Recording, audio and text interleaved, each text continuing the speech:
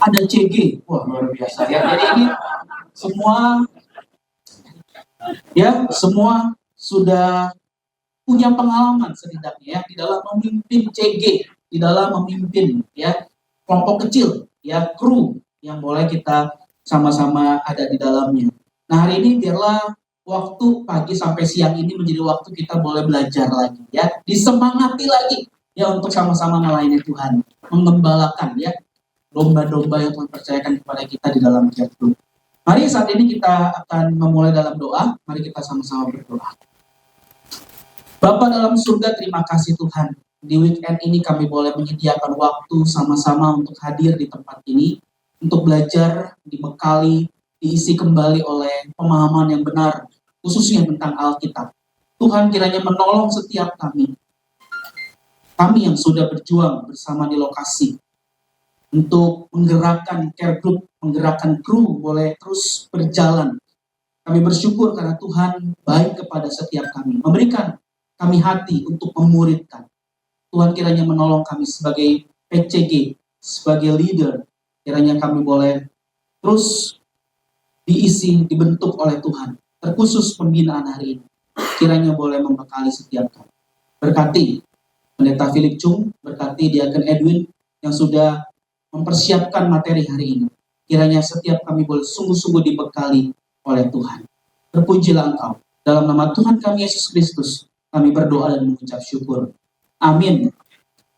Oke, kita akan masuk dalam sesi yang pertama, Bapak Ibu Saudara sekalian, yang akan dibawakan oleh Pendeta Philip Chung.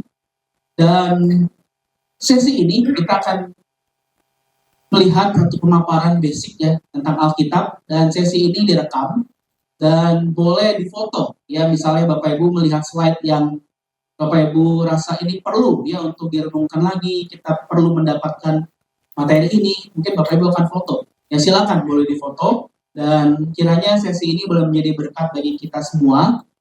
Dan nanti akan ada sesi tanya jawab ya, pertanyaan. Nah, jika Bapak Ibu ingin bertanya langsung, dipersilakan, atau kalau mau menuliskan pertanyaannya di notes yang sudah dibagikan, silakan ya, atau mau melalui WA juga boleh ya, bisa WA ke saya.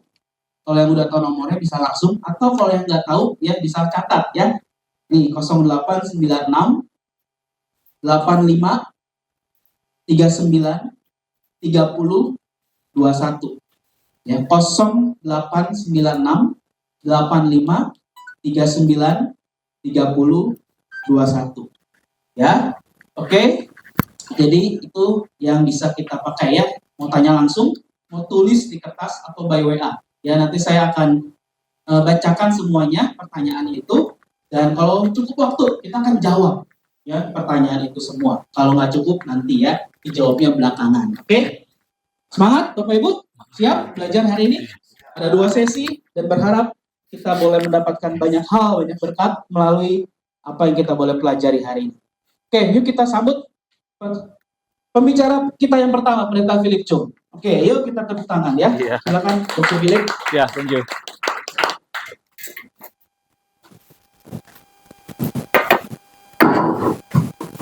Ya, shalom semuanya ya. Ya, selamat pagi ya Bapak Ibu sekalian. Ya, bersyukur pada hari ini kita diberikan kesempatan untuk bersama-sama akan belajar satu topik yang penting ya. Apakah Alkitab dapat dipercaya? Ya, apakah Alkitab dapat dipegang, dapat kita sandarkan? Nah, ini topik klasik sebenarnya yang sudah disampaikan oleh Pak Randy juga ya. Topik yang kedengaran tidak terlalu menarik ya. Saya tahu karena istri saya bilang ini nggak menarik ini. Ya, terlalu klasik atau terlalu biasa begitu, tidak appealing, tidak memikat ya. Namun sebenarnya saudara kita tahu ini sangat-sangat mendasar sebenarnya. Ya, jadi kita kembali back to basic ya. Kalau ditanya apakah Alkitab kita dapat dipercaya? Nah, Bapak Ibu jawabnya apa? Dapat dipercaya enggak? Iya, dapat, tentu saja harus bisa dapat dipercaya ya. Ya, kalau tidak sia-sialah kamu dan saya ada. Ya, sia-sia kemudian engkau menjadi PCG.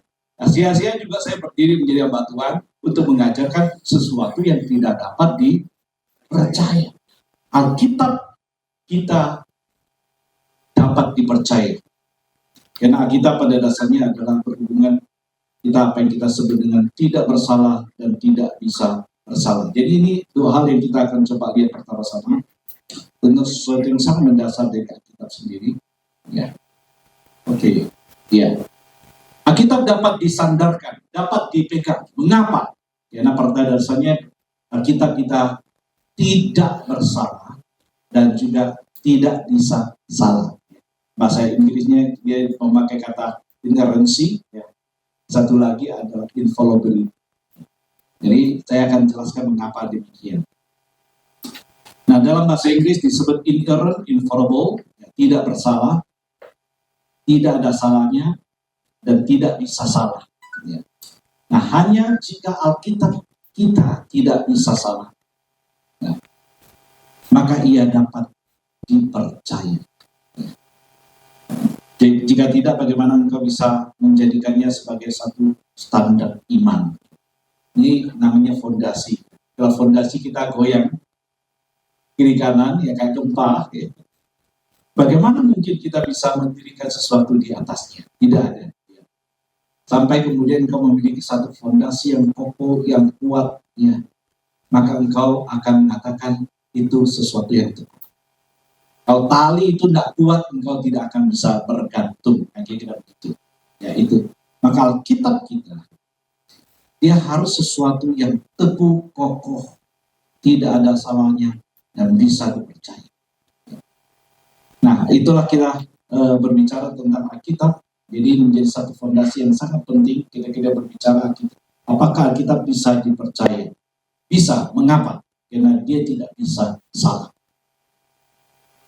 Nah, ada beberapa hal yang penting kita berbicara tentang Alkitab yang tidak bisa salah, ya, dan tidak bersalah sendiri. Ya.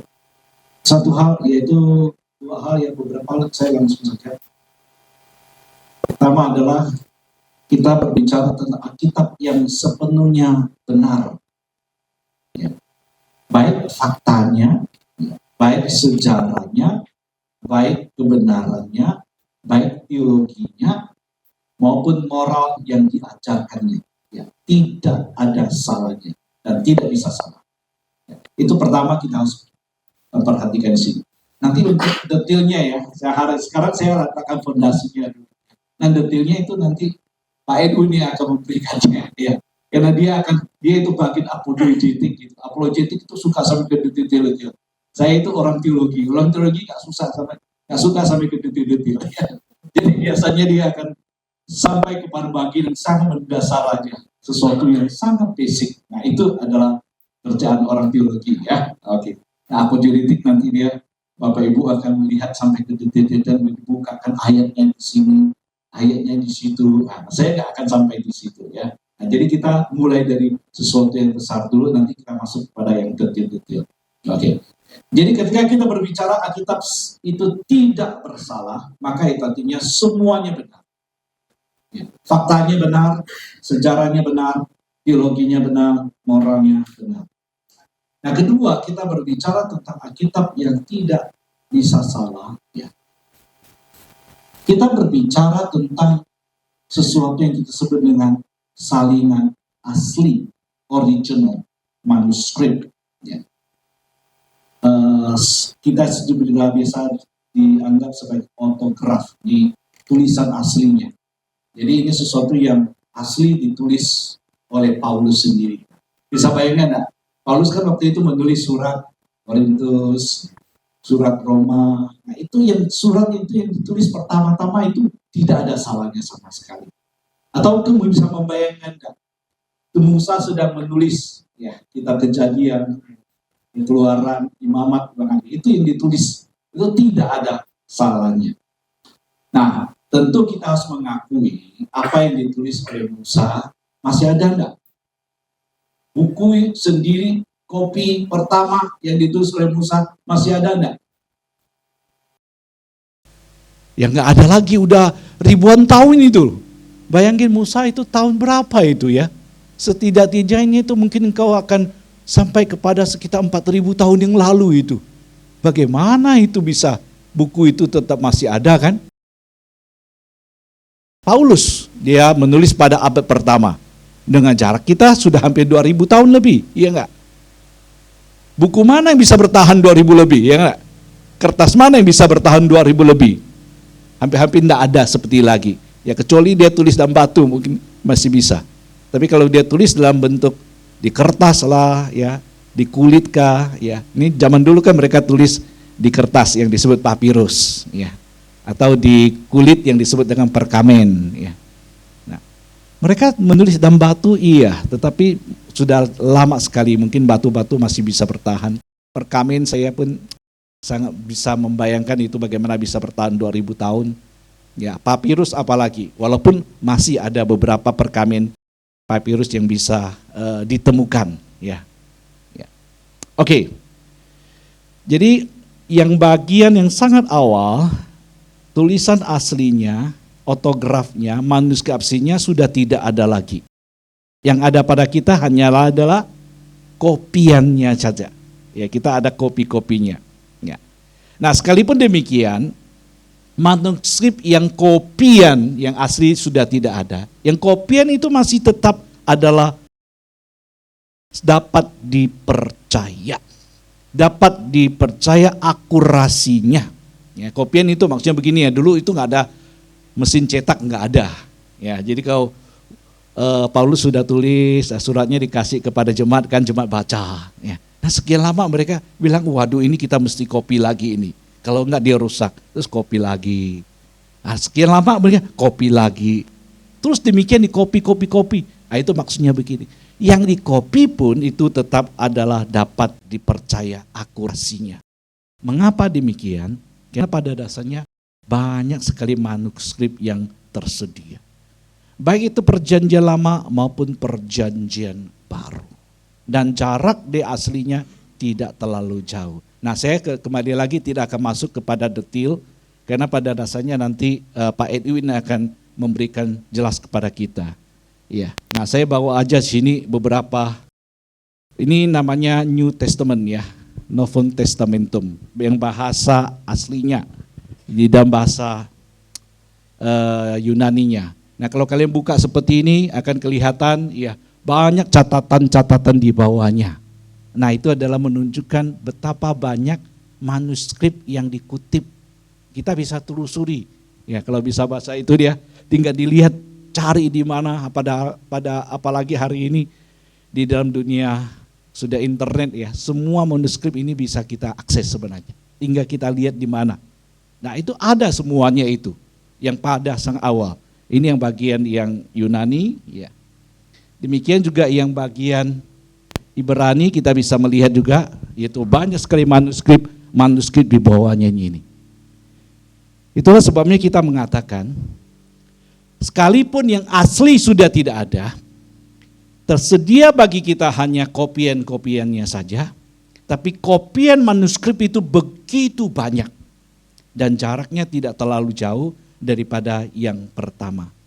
Nah, baik itu manuskrip yang perjanjian lama, ya, juga ada perjanjian baru.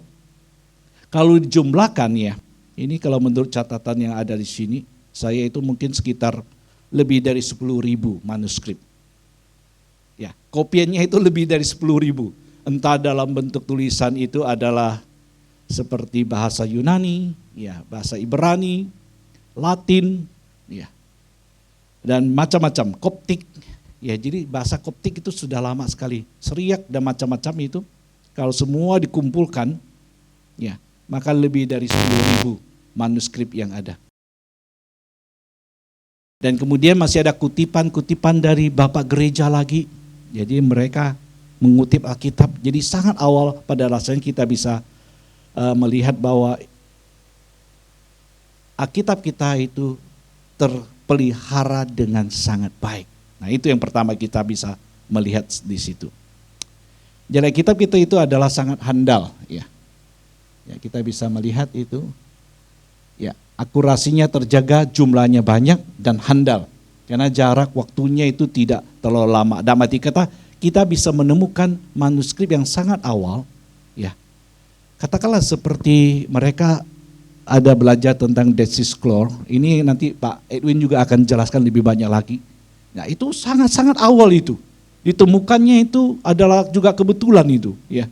Karena ada anak gembala masuk ke dalam satu tempat, ya, di gua-gua di situ, di dekat Laut Mati. Rupanya di situ tersimpan manuskrip yang luar biasa awalnya. Ya. Ditersuri dibandingkan dengan manuskrip ini dengan apa yang sekarang ada di dalam kitab bahasa Ibrani kita ini, itu sangat-sangat dekat. Perbedaannya itu hampir-hampir itu tidak ada yang terlalu jauh. Itu maka menyatakan bahwa Alkitab kita itu begitu handal. Ya. Waktu mereka kopinya itu begitu hati-hati. Karena mereka yang mengkopi tahu ini adalah firman Allah. Maka mereka dengan sangat penuh perhatian memberikan waktu yang sangat luar biasa. Biara dikopi satu persatu itu.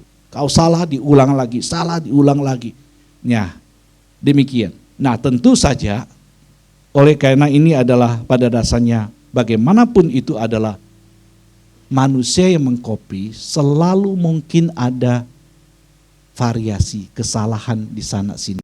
Ya, itu pun kecil, makanya kemudian kita ada textual variant begitu. Nah, kita bisa bandingkan misalnya ya bahwa manuskrip yang ada di Perjanjian Baru ataupun Lama itu kalau dijumlahkan ada hampir 10.000. Buku-buku kuno seperti katakanlah Confucius, ya, itu mungkin hanya beberapa saja yang kita bisa temukan. Ataupun karya Plato, ya, yang juga sangat-sangat lama, masih ada enggak amanah? Masih ada. Tapi mereka paling-paling saya coba cek ya, mungkin hanya sekitar tidak lebih dari 10 saja manuskrip yang tersedia. Ya.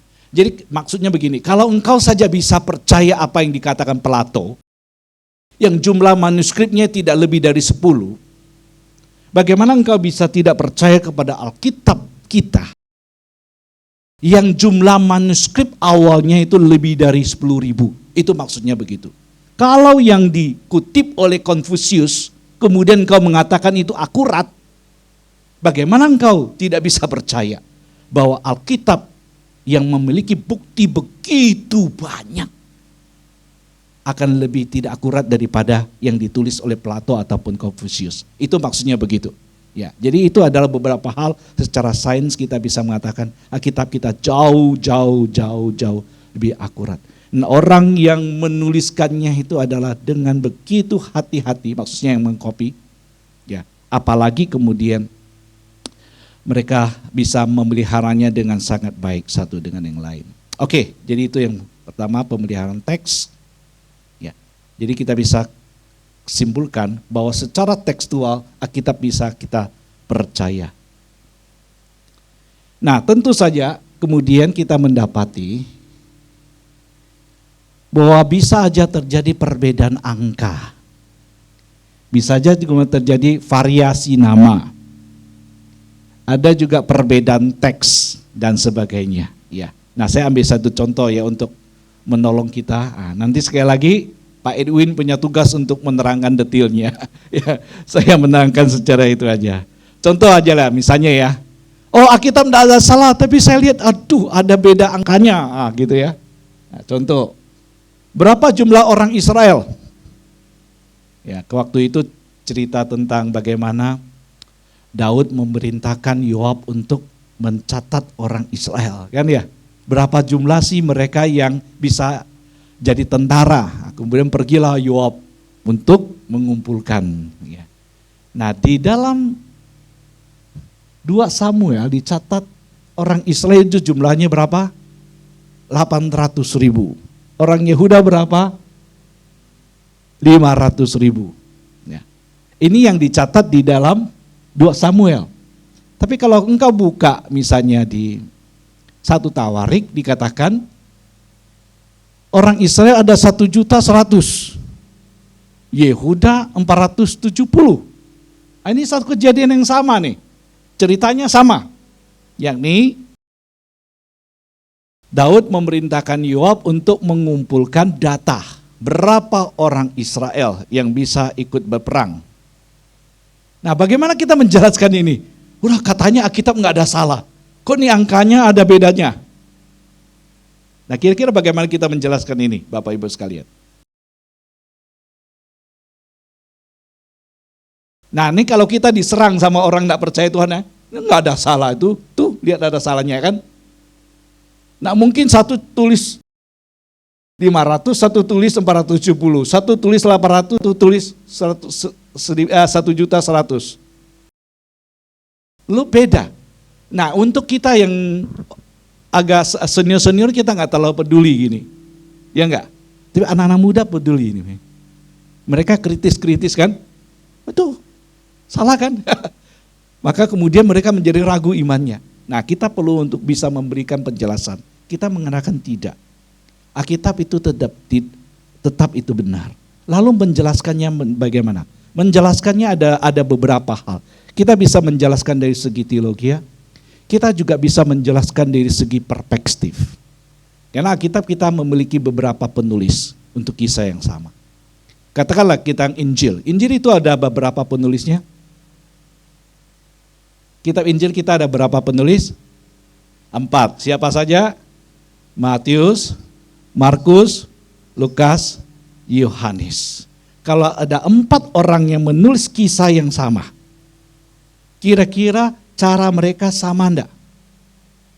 Mengapa tidak sama? Profesinya beda, terus umurnya beda, terus pemikirannya beda.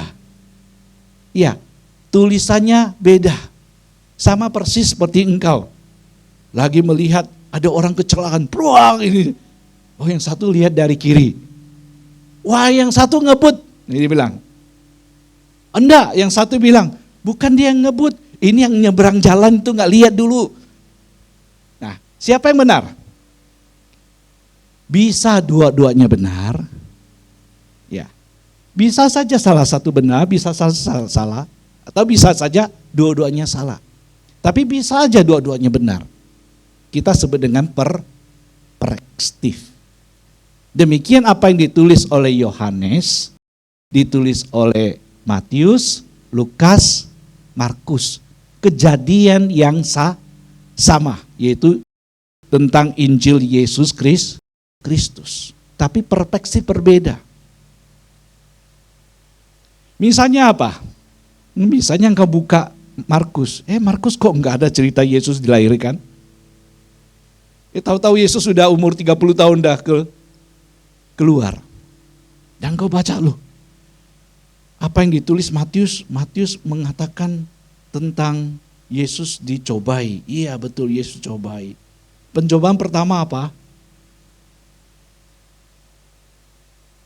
Masih ingat gak? Ini semua PJG ini. Jadi jadikan batu menjadi roti. Pencobaan kedua apa? Jatuhkan dirimu dari bait Allah. Yang ketiga, sembahlah aku. Engkau buka Lukas, urutannya apa? Pertama apa? Jadikan roti. Yang kedua, sembahlah. Baru kemudian jatuhkan dirimu. Loh kok bisa beda? Ya bisa, mengapa? Karena pada dasarnya mereka mengarrange-nya berbeda. Bisa saja mereka memberikan urutan yang berbeda. Tidak mengatakan kemudian Alkitab itu salah. Engkau bilang nggak bisa, bisa. Kenapa? Kau buka di dalam Markus, engkau tidak mendapatkan akan catatan tentang pencobaan Yesus. Hanya ada sebentar dicobai Yesus, tapi nggak ada urutannya sama sekali. Sebentar aja. Dari situ kita sebut dengan perspektif yang berbeda. Itu hal yang biasa di dalam hidup kita ini. Kursi ini. Oke, kamu lihat dari sini, kamu gambar dari sini kan ya? Kamu lihat dari sini, bentuknya lain. Kalau dari sini, bentuknya beda lagi. Benda yang sama, waktu yang sama. Tapi begitu kita dari sisi yang berbeda, maka dia memberikan penampakan yang berbeda. Nah ini adalah sesuatu yang sangat wajar di dalam hidup kita ini. Maka catatan tentang perbedaan angka-angka ini tidak tahu susah untuk dijelaskan. Ada berbagai macam cara untuk menjelaskannya. Nah bisa saja waktu itu pencatatan dari Yoab ketika dicatat di dalam Samuel, maka jumlahnya demikian. Ketika dicatat di dalam kitab Tawarik, itu sudah lama sekali. Ya. Nah, catatan yang kemudian itu bisa kemudian lebih diakuratkan, atau catatan daripada yang itu lebih dibulatkan gitu. Nah, yang satunya lagi bisa mencatat, dikatakan itu adalah mencatat orang yang betul-betul memang siap perang. Yang siap perang cuma 800 orang. Tapi yang bisa berperang, bisa saja itu adalah 1.100.000. Jadi ini beberapa cara untuk menerangkan perbedaan-perbedaan daripada itu. Yang ada di dalam Alkitab. Nah, cara yang lain itu juga bisa terjadi adalah seperti tentang geografis yang berbeda. Yesus mengusir kuasa roh jahat. Mengusir kuasa roh jahat ada di mana? Di Gerasa atau di Gadara? Ada yang mencatat Gerasa, yaitu di Matius misalnya. Ada yang mencatat Gadara. Jadi yang benar yang mana? Gadara atau Gerasa? Dua-dua aja benar. Tapi dua-dua benar, bagaimana kita menjelaskannya? Enak susah. Ya, misalnya ya, kamu ketemu dengan saya, sama-sama orang Bandung. Kamu tinggal di mana? Saya bilang saya tinggal di Pastur. Kamu ngerti enggak? Ngerti kan? Oke. Suatu hari lagi kemudian saya ketemu sama orang Jakarta. Kamu tinggal di mana? Saya bilang, saya tinggal di Bandung. Betul enggak? Jadi saya tinggal di Pastur atau saya tinggal di Bandung? Dua-duanya betul.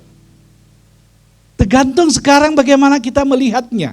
Bahkan orang Cimahi pun, kalau ditanya orang Jakarta, kamu tinggal di mana? Bandung, padahal dia tinggal di Cimahi. Betul enggak? Ya betul, enggak salah. Dia bohong enggak? Enggak. Mengapa? Karena ini tergantung pada orang yang bertanya ini. Kalau saya ketemu orang Jakarta, kemudian dia tanya, kamu tinggal di mana? Saya bilang jalan Pastur, mereka bingung Pastur yang mana. Ya enggak? Dia bingung mana yang Pastur gitu, enggak tahu mereka. Mereka nggak tahu di mana Mekerwanginya.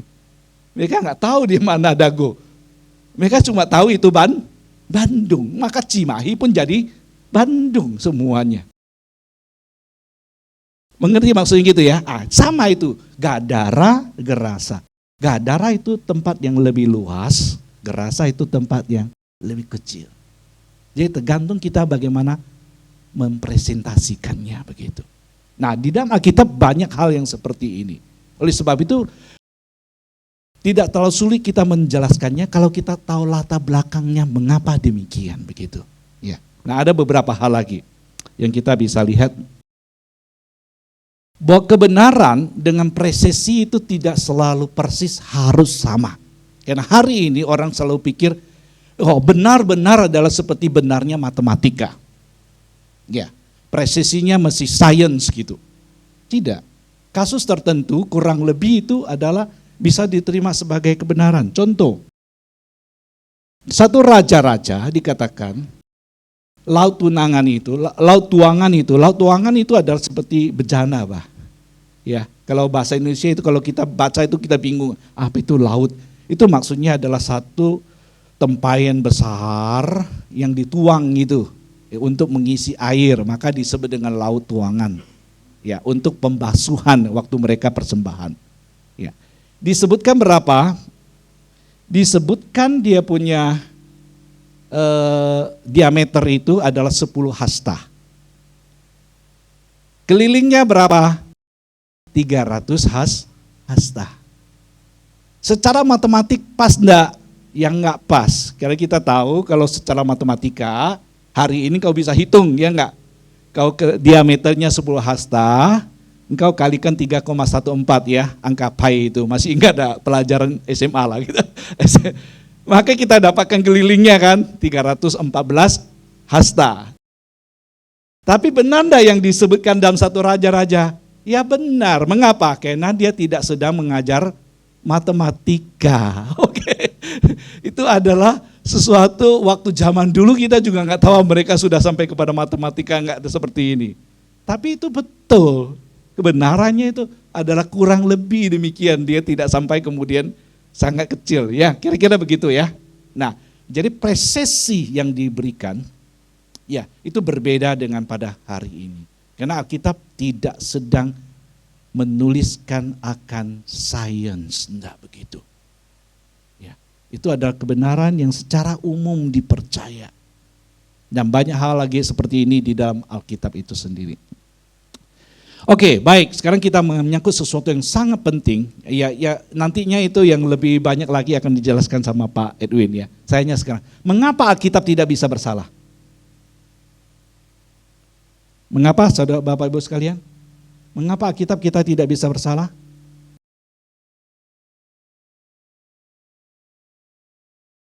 Ada yang jawab? Mengapa Alkitabmu dan Alkitabku tidak bisa salah? Mengapa Alkitab ini bisa bersalah?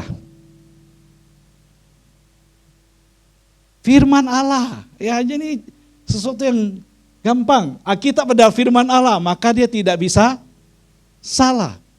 Bisa bayangkan kalau Alkitab itu bisa salah, berarti Allah berkata salah. Kalau Allah salah, lalu mau jadi apa dia?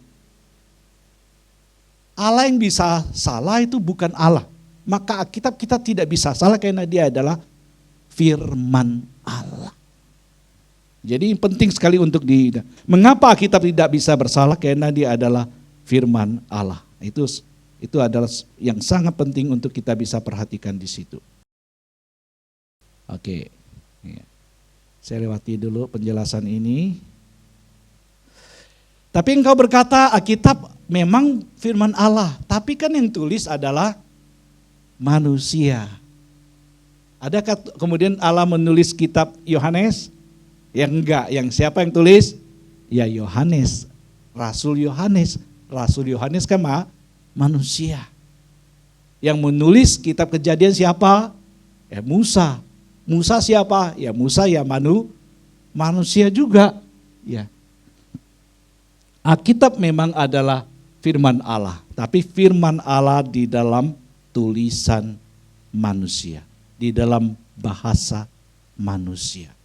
Dan manusia bisa salah, betul enggak? Betul enggak? Ya betul, kalau engkau dan saya nggak bisa salah gawat itu. Ya, maka semua keluarga itu sejahtera semuanya. Ya, nggak ada pernah cekcok semuanya di dalam gereja kita semua aman sentosa. Ya enggak ada kan, semuanya nggak ada yang aman sentosa.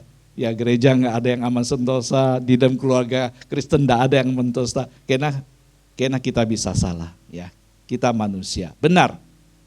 Alkitab ditulis oleh manusia. Nah, kita bisa berkata dengan sangat yakin, Alkitab adalah firman Allah dalam tulisan manusia. Persoalannya adalah mengapa tulisan manusia ini bisa tetap firman Allah. Nah, itu yang menjadi persoalan. Mengapa demikian? Maka ini adalah fondasi yang paling penting, yaitu bahwa Alkitab adalah hasil inspirasi oleh Roh Kudus. Alkitab firman Allah, betul. Alkitab firman Allah dalam tulisan manusia, betul. Terus kalau engkau bertanya, mengapa tulisan manusia bisa menjadi firman Allah? Oleh karena ditulis dengan inspirasi Roh Kudus. Nah, ini fondasi yang paling penting. Jadi ketika seseorang menulis, bedanya antara Paulus menulis kitab Korintus dengan saya menulis akan renungan harian, itu apa bedanya? Saya punya Roh Kudus enggak? Punya. Kamu punya Roh Kudus enggak? Punya. Paulus punya Roh Kudus enggak? Punya. Lalu ketika Paulus menulis dengan saya menulis dan kamu menulis, apa bedanya? Bedanya adalah kamu dan saya menulis itu tidak ada inspirasi Roh Kudus. Paulus dia menulis dengan inspirasi Roh Kudus. Walaupun sama-sama kita memiliki Roh Kudus. Tapi beda sekarang. Inspirasi Roh Kudus hanya diberikan kepada orang tertentu saja. Diberikan kepada para nabi, diberikan kepada para rasul. Dan evangelis seperti Matius, Lukas, kemudian Markus. Mereka bukan rasul, tapi mereka adalah evangelis. Dan arti kata pembantu rasul yang memiliki otoritas diberikan oleh Tuhan sendiri untuk menuliskan kitab Injil. Dan mereka memiliki apa yang kita sebut dengan inspirasi Roh Kudus. Dan inspirasi Kudus pada hari ini sudah tidak ada lagi. Hanya diberikan kepada nabi-nabi, rasul-rasul, dan sebagian kecil evangelis yang menuliskan akan Alkitab. Nah, itu ada kemudian membuat apa yang mereka tulis di dalam inspirasi dari Alkitab itu sendiri dapat kita katakan ini adalah firman Allah. Karena dengan inspirasi Roh Kudus memampukan orang yang menulisnya. Paulus lah, Petrus lah, Yohanes lah, Daniel lah, ketika mereka menulis segala kelemahan mereka sebagai manusia akan disempurnakan oleh Roh Kudus itu sendiri. Nah, ini ada sesuatu yang berjalan secara alami, secara organik kita bilang. Karena itu bekerja di dalam. Jadi Alkitab kita nggak dibisikkan oleh Tuhan Yesus. Tulis ya ini 1. Matius pasal 1 ayat 1. Tulis begini. Enggak, bukan dibisikkan. Tetapi Roh Kudus bekerja di dalam Matius sedemikian rupa sehingga dia menuliskannya. Dan itulah inspirasi yang berjalan di dalamnya. Kita susah sekali membayangkan bagaimana caranya. Jadi jangan membayangkan kemudian Tuhan menarik ya kayak jelangkung aja gitu ya. Nah, tulis. Ya pernah lihat orang jelangkung kan gitu kan, rohnya itu berdiri itu untuk menuliskan itu. Enggak, bukan begitu. Dia tetap ada Roh Kudus dalamnya, tapi Roh Kudus menguasainya, membimbingnya, menolongnya, mengguide-nya, dan dia menuliskan. Tapi di dalam menuliskannya, tetap itu adalah tulisan manusia. Maka gaya bahasanya adalah gaya bahasa manusia. Tulisannya adalah dalam bahasa manusia. Maka kitab Perjanjian Lama ditulis dalam bahasa Ibrani. Kitab Perjanjian Baru kita tulis dalam bahasa Yunani. Jadi bahasanya tidak hilang, gaya bahasa tidak hilang. Ya, bahasanya Paulus dengan bahasanya Markus beda. Bahasanya Petrus dengan bahasanya Lukas berbeda. Karena Lukas adalah seorang dokter, Markus dia tidak ceritakan apa profesinya, ya. Sedangkan Matius adalah seorang tukang pajak, ya. Dia pemungut cukai. Maka gaya bahasa mereka berbeda. Kalau engkau bisa belajar bahasa Yunani, engkau akan mendapatkan gaya bahasa mereka berbeda. Tulisan Paulus itu panjang-panjang dan susah sekali untuk dimengerti. Ya, itu memang gaya bahasa seorang profesor. Nah, tidak hilang, tapi dua-duanya sama. Bahwa ini adalah firman Allah. Mengapa? Karena ada inspirasi Roh Kudus. Itu yang membuat kemudian tulisan manusia ini diterima, diakui sebagai firman Allah. Oke.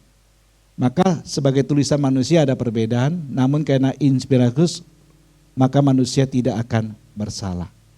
Oke. Nah, ini yang paling penting sebelum saya akan mengakhiri bagian ini. Yaitu tentang perbedaan kita. Mengapa kita menyebut diri kita adalah gereja Injili. Kita menyebut diri kita adalah gereja reform. Reform yang Injili. Mengapa demikian? Nah, apa beda mereka dengan mereka yang adalah orang-orang kita sebut liberal? Mengapa kamu katakan dia liberal? Apanya yang liberal? Nah, di sini tergantung penerimaan mereka kepada Alkitab ini sendiri. Bagi orang liberal, Alkitab ini adalah tulisan manusia saja. Mengapa? Oh ya, ditulis oleh Musa. Mengapa ditulis oleh Daniel? Mengapa ditulis Yesaya? Ditulis oleh Yohanes, Petrus? Bukankah mereka semua manusia? Kalau manusia bisa salah enggak? Ya bisa. Kalau demikian Alkitab ada salahnya? Ada. Maka mereka menganggap Alkitab ada salahnya. Kenapa? Karena ini sekedar tulisan manusia. Mereka percaya bahwa Tuhan berbicara kepada Musa enggak? Oh percaya. Betul itu demikian? Nah mungkin ya mungkin tidak. Ya bagi mereka itu tidak penting apakah Yunus itu dimakan ikan atau tidak. Betul, mereka enggak terlalu pusing soal Yunus dimakan ikan atau tidak. Yang jelas itu adalah tulisan rohani. Nah itu adalah kelompok liberal. Nah hari ini kita perang juga, dalam arti kata adalah perang kebenaran dengan kelompok liberal. Karena mereka mengajarkan sesuatu. Jadi bagi orang-orang liberal pada dasarnya cerita tentang Yunus dimakan ikan tidak lebih daripada cerita kancil dan buaya. Ya, kancil dan buaya ya tahu ya, seperti itu kan. Itu adalah cerita yang sangat umum di antara orang Indonesia. Ada enggak pelajaran moral yang bisa dilakukan oleh kancil buaya? Ada. Yaitu sang kancil kelihatan kecil, kalau dia cerdik, dia bisa juga menang terhadap buaya yang begitu kuat. Nah, itu pelajaran moralnya ya. Jadi kamu jangan hanya kuat badannya tapi otaknya mesti jalan. Nah, katanya itu pelajaran moral. Nah, Alkitab bisa diperlakukan demikian. Yaitu orang-orang yang tidak percaya bahwa ini adalah firman Allah. Maka yang ada hanya cerita moral saja.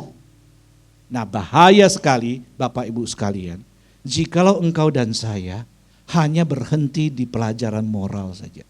Jadi cerita tentang Daud dan Goliat kemudian itu menjadi cerita moral saja. Cerita Yunus hanya menjadi cerita moral saja. Kelihatan menarik, benar, tetapi itu tidak akan memiliki kekuatan apa-apa. Betul, tidak akan memiliki kekuatan apa-apa. Mengapa kita mesti sangat menekankan bahwa Alkitab adalah firman Allah? Mengapa? Mengapa kita harus mengatakan Alkitab harus bisa dipercaya? Mengapa?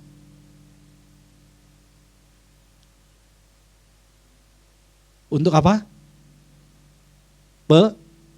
Pedoman, iya. Kalau pedoman, kancil buaya bisa jadi pedoman enggak? Bisa. Bisa. Kitab agama lain juga, mereka itu juga percaya untuk menjadi pedoman. Lalu apa bedanya Alkitab kita pedoman dan mereka pedoman? Cuma mereka pedomannya beda saja. Yang satu cerita ini kita pedomannya Alkitab. Apa bedanya? Beda saudaraku. Karena kita percaya Alkitab ini bukan saja sebagai pedoman, tapi dia firman Allah. Kalau dia firman Allah, maka dia akan mengubah manusia. Hidupmu, hidupku bisa diubahkan.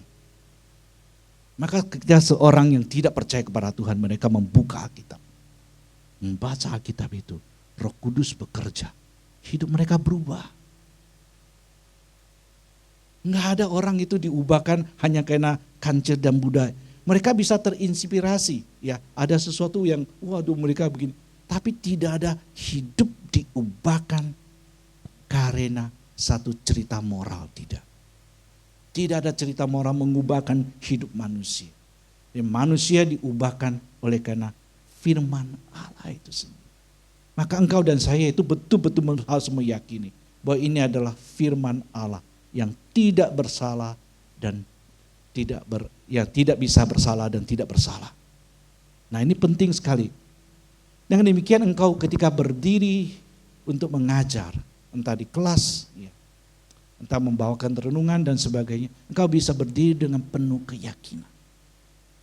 Nah, ini adalah firman Allah, maka harus dikabarkan dengan benar. Nah, orang akan diubahkan hidupnya oleh apa yang kita katakan. Tuhan akan memakai kita menjadi saluran berkat ketika ini adalah firman Allah yang berbicara. Kalau firman Allah yang berbicara, maka engkau dan saya tidak akan ragu-ragu begitu. Jadi kita memiliki satu fondasi yang kuat. Kalau firman Allah, maka engkau akan memberitakan Injil. Itu sebabnya mengapa orang-orang liberal itu jarang memberitakan Injil. Gerejanya enggak ada lagi pemberitaan Injil. Mengapa? Nggak perlu.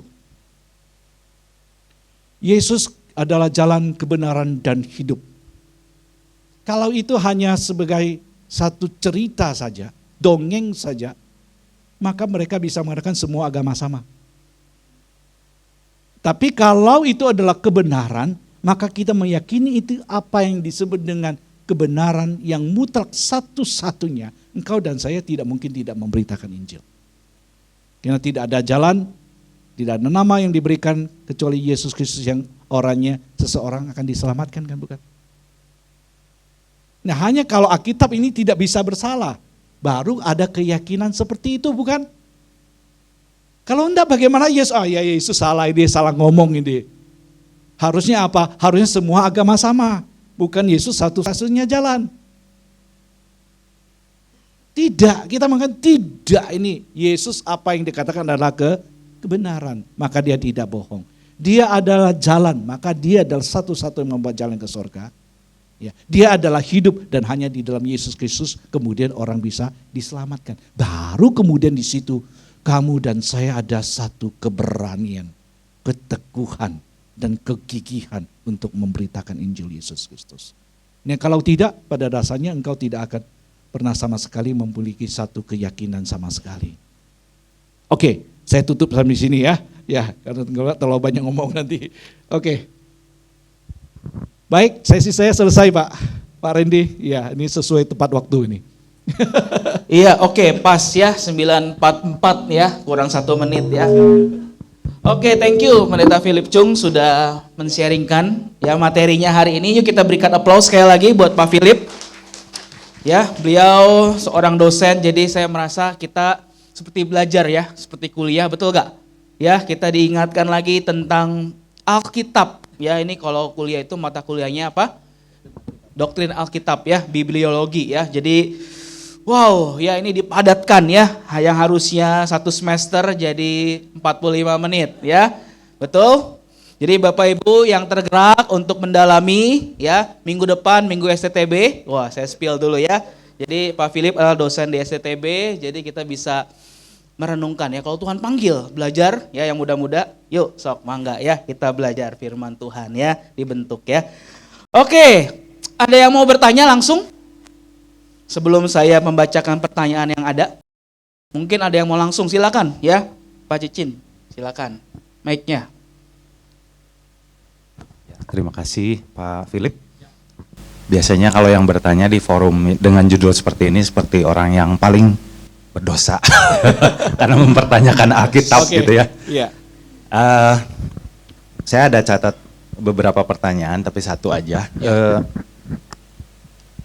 Kalau sebenarnya kan tadi ada di copy katanya ya. Iya, betul. Nah sebenarnya yang di copy itu bagian mana Pak? Atau masing-masing tuh kok bisa kompakan? Kan itu rentang waktu yang banyak ya. Iya.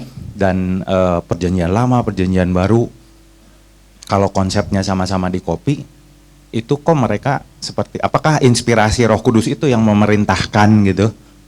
Ayo copy masing-masing tiap ini tuh karena melihat apa gitu sehingga mereka mengcopy dengan jarak waktu yang cukup dekat tadi dikatakan ya dari yang otentiknya. Lalu yang kita sekarang ada kan itu seperti rangkuman begitu ya. Siapa yang mengumpulkannya gitu Pak. Thank you Pak. Ya, mungkin supaya klarifikasi aja. Tidak semua di copy dalam waktu yang sama tentu. Enggak bisa 10.000 di copy waktu yang sama, enggak. Ya, mau mengatakan adalah ada manuskrip yang sangat awal, yang di copy sangat awal. Itu jelas. Bisa bayangkan misalnya ya, Paulus tulis ini Korintus, kemudian dikasih kepada surat Korintus. Nah, di sana Korintus bilang, oke, kita mesti harus copy ini karena mau dikasihkan kepada Efesus. Ya. Nanti Efesus copy lagi kemudian dikasihkan lagi kepada Galatia dan seterusnya begitu. Bisa saja seperti itu.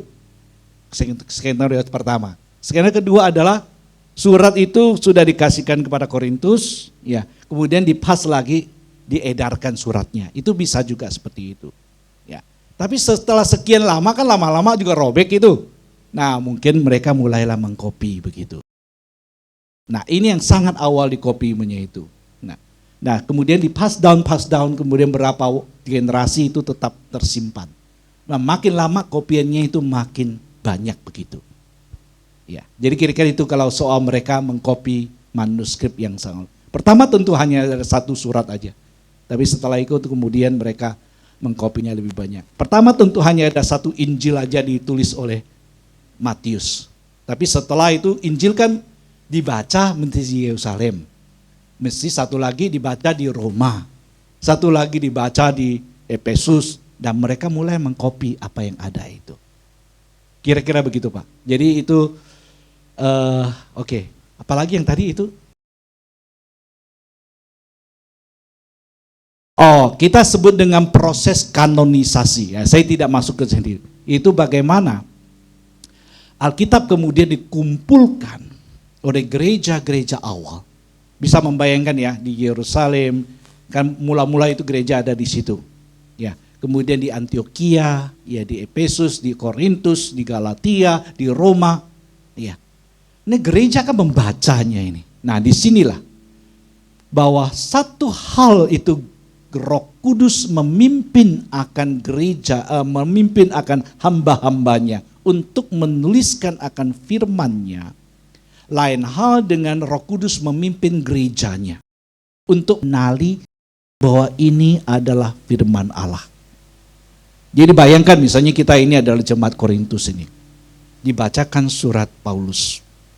Nah, kita mengatakan ini adalah surat Paulus, tapi ini bukan sekedar surat Paulus. Ini adalah firman Allah. Jadi tidak semua surat Paulus itu firman Allah, enggak. Memang Paulus cuma menulis 13 surat itu aja, enggak kan? Seumur hidupnya masa cuma tulis surat. Cuma 3 itu. Matius apa tiap kali cuma dia menulis begitu aja? Ya enggak kan?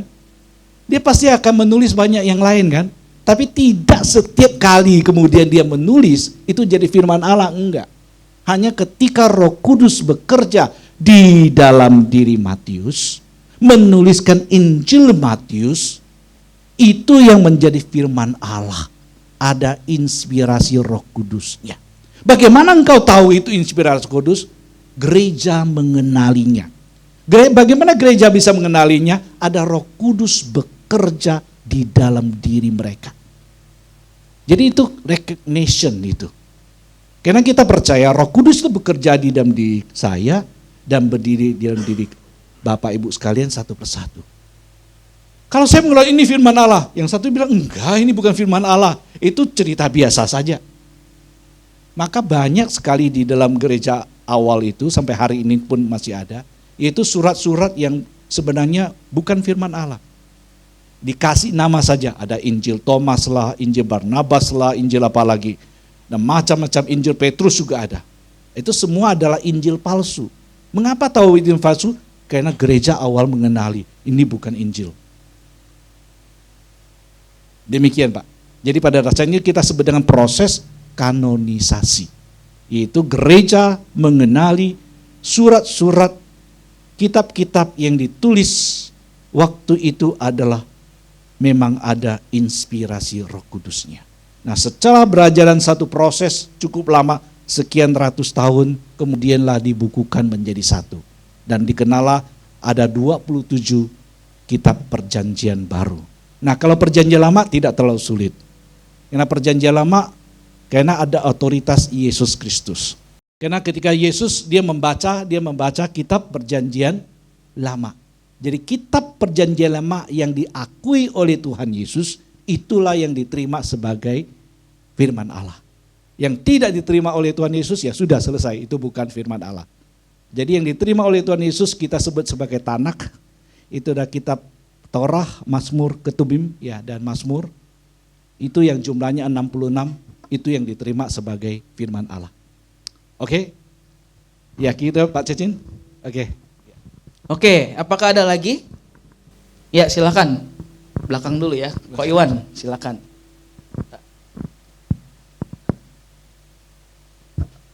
Selamat pagi Pak.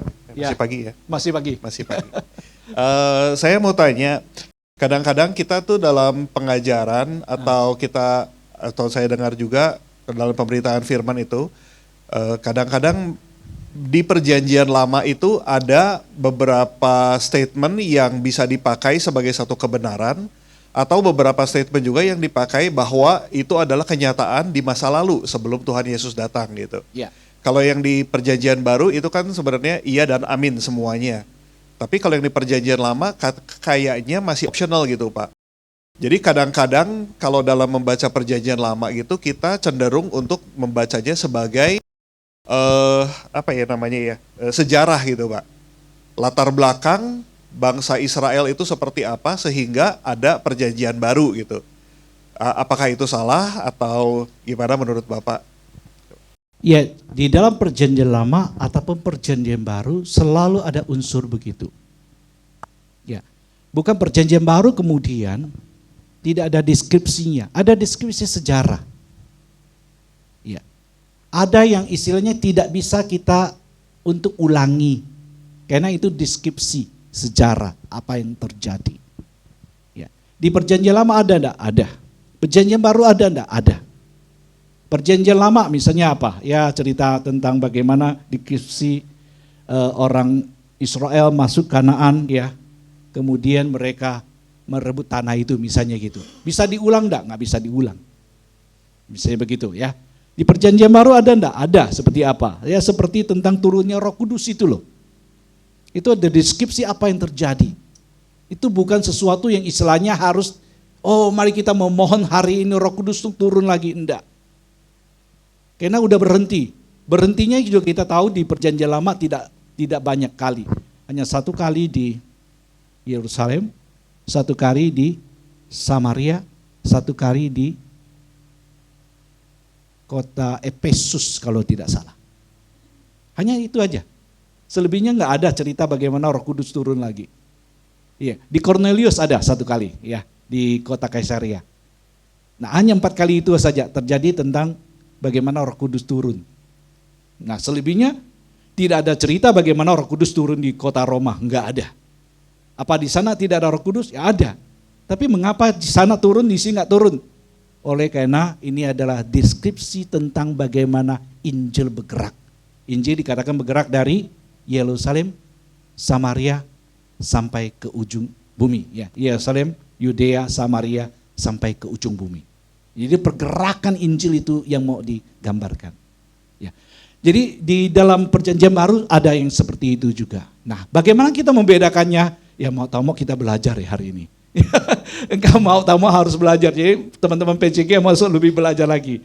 Ya, engkau bisa belajar seperti kita hari ini. Yang kau bisa belajar hari ini juga melalui internet ya. Atau kau lebih safe ya, kau pergilah STTB.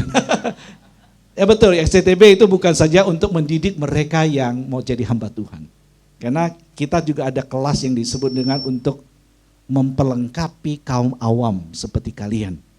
Belajar Alkitab baik-baik supaya nanti bisa berkarya di bidang marketplace, kita sebut seperti itu. Ya, ada gelarnya juga. Ya, kalau enggak sit in juga bisa. Ya, jadi beberapa hal itu. Ya perlu terus belajar seperti itu. Karena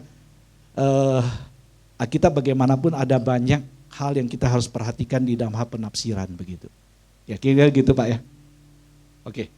Mohon pertanyaan Ya. saya mengenai kanonisasi manuskrip itu apa artinya Pak? Oh, kanonisasi itu proses kita mengenali Ya. bahwa tulisan-tulisan yang pada awal itu adalah bagian dari Alkitab. Ya. Ya. Jadi harus bayangkan zaman dahulu orang banyak sekali menulis. Ya, ada yang ditulis Petrus, ada yang tulis Paulus, ada yang tulis macam-macam lah, katakan seperti tadi itu saya bilang Injil palsu itu, Barnabas lah dan sebagainya itu. Bagaimana bisa bedakan ini firman Tuhan, ini bukan firman Tuhan? Karena nggak ada cap di situ, ini firman Tuhan, nggak ada. Paulus cuma menulis apa? Ini surat Paulus ditujukan kepada jemaat Korintus. Hanya itu aja. Nah, bagaimana jemaat mengenali ini firman Tuhan, kita sebut dengan proses kanonisasi. Nah itu Pak Hendri. Ya. Ini apa? Kan ini kan Alkitab kan ada hubungannya dengan sejarah, Iya. tapi juga ada dengan fakta bukan? dalam maksudnya kaitannya dengan fakta. Iya, iya. Ya, jadi antara sejarah dan fakta ya. Betul, betul. Iya. Jadi yang dipelajari itu kan ya. ya, Yang penting kan sejarah dan faktanya kan ya. ada sejarahnya, betul. Iya. Ada pengajaran moralnya, betul. Iya. Terus apa pertanyaannya? Yang faktanya itu ya. Ah. Faktanya itu kan kebenarannya ya. Oh, faktanya. Iya. Fakta itu adalah sesuatu yang terjadi. Iya. Nah, kebenaran itu tentu adalah harus melebihi faktanya. Melebihi faktanya. Iya, katakanlah Yesus. Oh, faktanya Yesus lahir di Bethlehem. Itu fakta. Iya. Nah, orang bilang Yesus lahir di Bethlehem, ya sudah selesai. Tapi kita bilang tidak. Kebenarannya adalah putra Allah Iya. lahir sebagai manusia. Maka itu akan menjadi lebih dalam. Iya. Ya, kira-kira begitu Pak ya? Iya, betul. Iya, iya. Ya, makasih ya. Sama-sama, ya. Cukup Pak ya, Pak Hendy ya. Cukup, Nanti cukup. kita tambahkan lagi kalau ada yang itu. Ya, oke, thank you ya untuk sesi yang pertama ini.